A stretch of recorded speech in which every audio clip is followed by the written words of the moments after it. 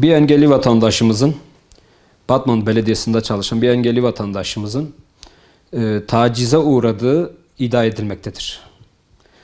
Biz Türkiye Görme Engelliler Derneği olarak 1998'den beri, yani kuruluşumuzdan bu yana bu tür olaylara karşı her zaman hassasiyet gösterdiğimizi kamuoyunun bilgisi olması gerekiyor.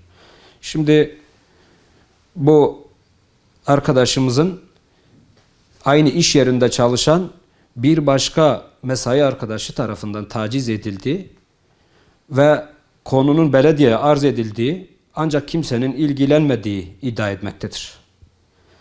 Biz de dernek olarak kesinlikle bu işin peşini bırakmayacağımızı kamuoyunun peşinen bilmesi gerekiyor. Bu tür durumlarda derneğimiz çok hassastır. Derneğimizin kuruluş amaçlarından bir tanesi de istismarla mücadeledir. Bu da istismarın bir başka boyutuyla karşı karşıya bizi bıraktığını görmekteyiz. Dolayısıyla bu şu anda olay her ne kadar iddia aşamasında olsa bile biz bu işin takipçisi olacağımızı ve dolayısıyla bu dava sonuçlanıp tahkikat bittikten sonra iddianameye dönüştüğü vakit biz dernek olarak aynı zamanda bu olaya müdahil olacağımızı, yani davaya müdahil olacağımızı da bilinmesini istiyoruz. Bu tür olaylar hakikaten çok çirkin olaylardır.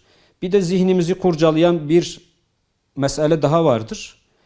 İş kanununda açıkça belirtildiği gibi engellerin çalışamayacağı iş yerlerinde çalıştırılamaz hükmü gereği bu arkadaşımızın belediyenin bu kadar birimleri varken makine ikmal, yani teknik bir yerde tamirat olduğu bir yerde görevlendirilmesi bu işi başka bir boyutta da taşımış oluyor. Dolayısıyla bu da mobbing dediğimiz baskının bir aracıdır. Biz bunu da kabul etmediğimizi peşinen belirtmek isteriz.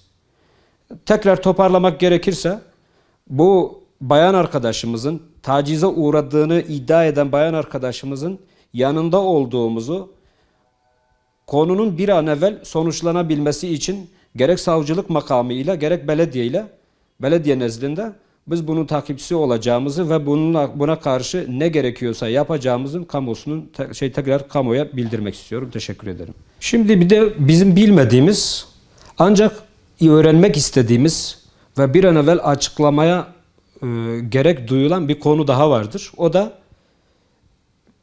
bayan arkadaşımıza tacizde bulunduğu iddia edilen kişinin hala çalışıp çalışmadığını biz bilmiyoruz.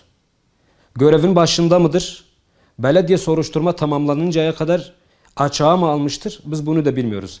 Eğer bu arkadaş bu kişi daha görevin başında ise bayan arkadaşımızda olduğu gibi bu kişinin de derhal açığa alınması, soruşturma tamamlanıncaya kadar da işin başına dönmemesi bizim dileğimizdir. Zira tacize uğradığını iddia eden bayan arkadaşımız şu anda işe gitmemektedir.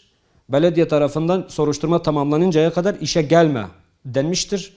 Dolayısıyla bu muamele aynı kişiye, diğer kişiye de yapılması gerekmektedir. Soruşturma tamamlanıncaya kadar. Bizim kamuoyuna çağrımız şudur.